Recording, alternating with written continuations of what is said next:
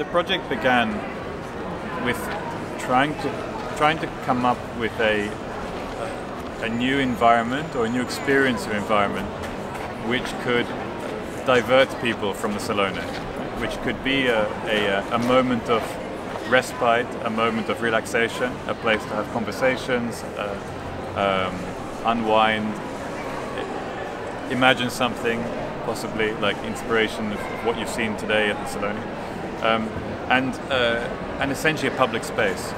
But if we think about the public space of Salone, it's quite hard going. It's this hard streets of Milan. As a visitor myself, and over the years, everyone and myself, we're talking about how much our feet ache at the end of each day. And so I kind of started to think of a sort of natural environment that we could create that would like stimulate all of those, or be a trigger to stimulate that kind of communication and that state of mind of relaxation, and be like a sort of an oasis or magnet to draw people from the street here. And this place is quite an incredible context. This is the Palazzo Litta. It's completed around 1648. I think it's completed by Francesco Roccini, and it's a really remarkable example of Baroque architecture. The courtyard, the center is square, and we have a kind of double column colonnade around the edge, which is a sort of inside-outside space. And beyond that, these rooms, which are in enfilade, so there's a room and a room, followed by another room, with doorways between them. And here in the center, this kind of amazing square courtyard with this, just framing this beautiful view of the sky, the blue sky of Milan. And so the context is quite amazing from kind of architectural perspective, but also actually kind of quite rich in its purity. It's an incredibly pure expression of architecture. So I wanted to communicate with that, with history in a way, like communicate with the old world, let's say, and with Mr. Roccini, and at the same time a space for now, let's say, and for living in, or almost a living room, but also to speak to the future in some way. So what you see, this kind of grid of columns around us, they're all timber, 6.5 meters high, which take the form of like an open book. And each group of 4 of them, they describe a room. It's almost an abstract room because you're just pointing the corners of it. But when you're within one of these, there's just enough space for 3 or 4 people, and because of the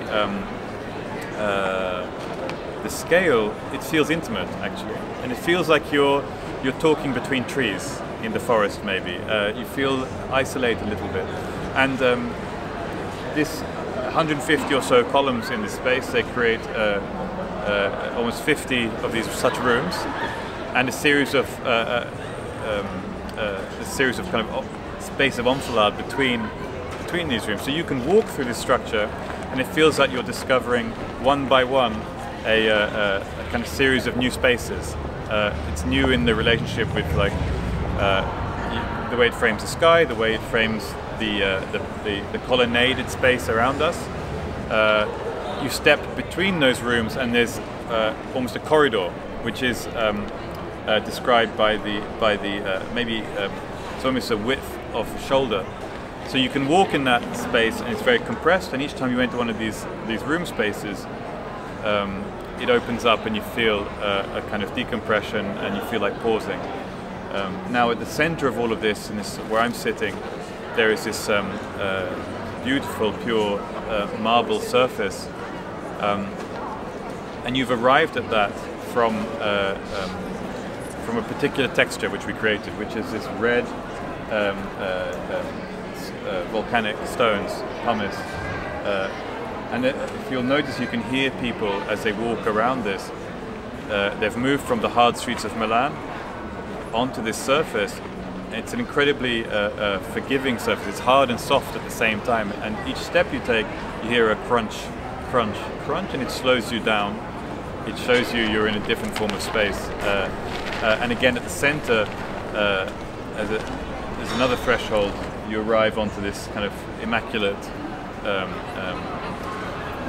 white surface, which is slowly being marked by the kind of through the passage of time by the dust, the red dust here, and the whole thing is painted red. So when I mentioned before, sort of speaking to the past and communicating the past, in my mind, when I think of the future, I think all of us have a sense of somewhere in our minds of the red planet of Mars. And I was sort of thinking about where are we going as a species? What is a kind of new form of nature that we have to sort of absorb into our vocabulary of nature, our understanding? So this red is there to sort of to mark maybe a new landscape for human beings. Maybe it's in 50 years, we don't know, maybe less. But it's something that when we imagine the past, we imagine maybe an environment like this of Palazzo Litta, and maybe we imagine the future, it could be some form of hybrid. And with these sort of colors, they become part of the kind of they become part of our nature in a way as human beings. It's a layering of these different qualities on top of each other. So as you walk along Corso Magenta and you look across the road, you see this framing of just redness within this historic facade. I think that's the first thing that surprises you. And as you enter, the red begins to fill your view, and you are invited to step onto this landscape, or to circulate around it, and you start to see people walking amongst these columns like they're walking through a forest. Some of them are chatting within these kind of rooms that we describe with the 4 posts, one on each side. And others are lying, relaxing in a hammock. And the hammock again is supported by these 4 columns. And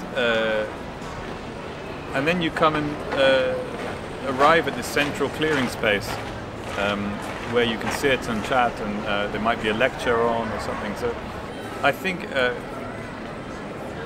what we tried to do was to create a kind of nature, a kind of new environment for people to relax in and to stimulate their imagination in every direction they looked. So you look through this, you might see people in the distance in a hammock relaxing, something like that. You look in another direction, it's all a line of red columns, and it's everything in your field of view. You look down and your foot is on this kind of soft material, this red, intensely red lava stone. You look up, the sky is framed by these 4 columns ascending into it. So I think every sense we're trying to stimulate, the smell of the wood, the sound, the sense of touch, wood and stone.